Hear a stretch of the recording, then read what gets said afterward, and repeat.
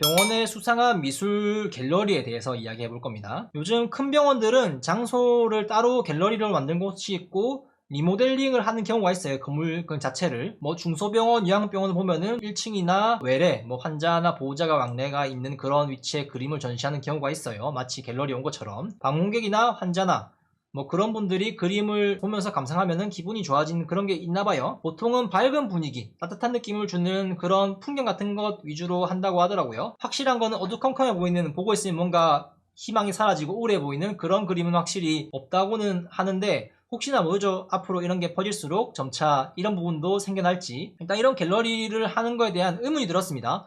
왜 병원에 그림을 전시하는 것일까? 그것도 왜 유동인구가 많은 그런 곳에 그림을 전시하는 것일까? 환자의 심적 안정을 위한다면은 어떤 병실 복도나 그런 데 게시할 두법도 한데 굳이 어떻게 공간을 만들고 그리고 환자 통행이 많은 외래 같은데 해놓았다는 거죠. 일단 이렇게 그림을 게시하는 취지는 무엇이냐? 환자들의 심리적 만족감을 증진시킨다.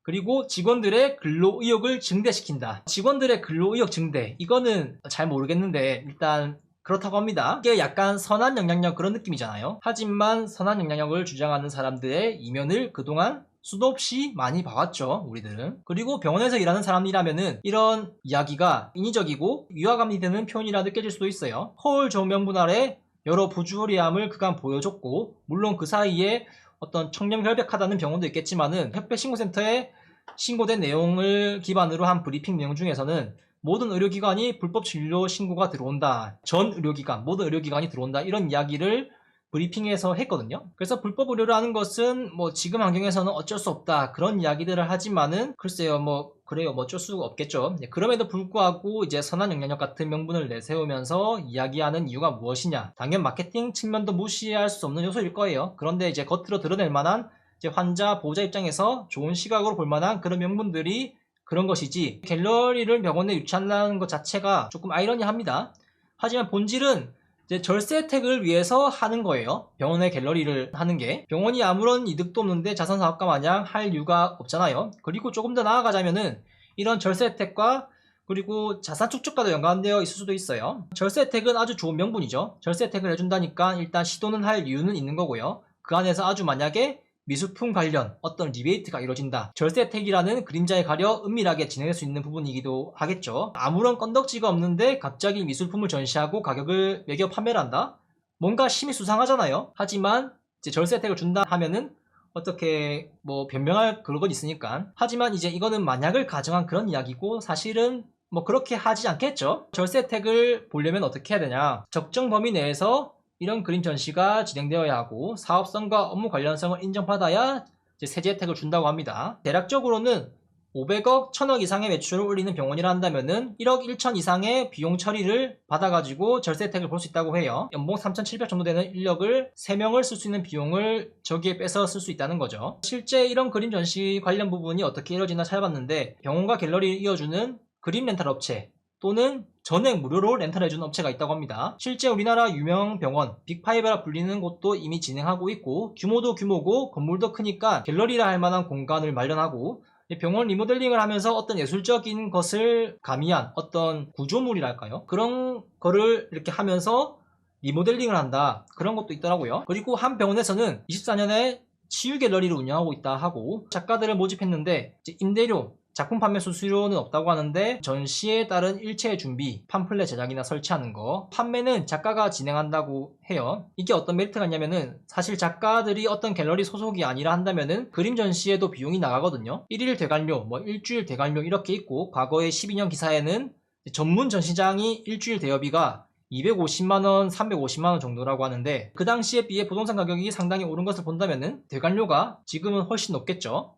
하지만 병원은 무료로 전시해준다 하니까 엄청나게 좋은 유통책이라 해야 될까요? 저는 서울의 중심지나 축제 같은 곳에도 유동인구가 많다고 생각하지만은 출퇴근이라는 목적이 있으니 그림 감상하기는 상당히 좀 어려울 것 같고, 번화가 같은 경우에도 밤이나 주말 같은 경우에 인구가 많고 축제 같은 것도 축제 기간에만 많다고 생각이 들거든요. 그런데 병원이라는 곳은 어때요? 외래 업무를 하지 않는 주말을 제외하고는 항상 사람이 많죠. 면적 대비 유동인구가 꾸준히 많은 곳이 병원이 아닐까 싶기도 한데, 환자나 보호자들에게 힐링을 해주고 직원들의 마음을 위로해주는 느낌적인 느낌의 이제 병원이 빨리 나가고 싶은 무섭고 차가운 느낌을 주기보다 부드러워 보이면서 머물러 있더라도 기분 좋은 곳으로 만들어주기 위한 이런 노력의 일환이라고 하는데, 사실 메인은 그림을 판매하기 위한 하나의 장소가 아닐까. 메인은 그림 판매이지만은 병원에서 대놓고 우리 그림 팝니다, 환자분들 보호자분들 그림 하나씩 보고 하나씩 사가세요 하면은 이제 손가락질 당하니까 포장한 것은 아닐까, 그런 생각이 듭니다. 뭐 그게 나쁘다는 거 아니에요. 무언가를 판매한다면은 마케팅을 할 때 그렇게 해야 하니까. 그런데 병원이라는 공간에서 하니까 티가 별로 안 날 뿐이고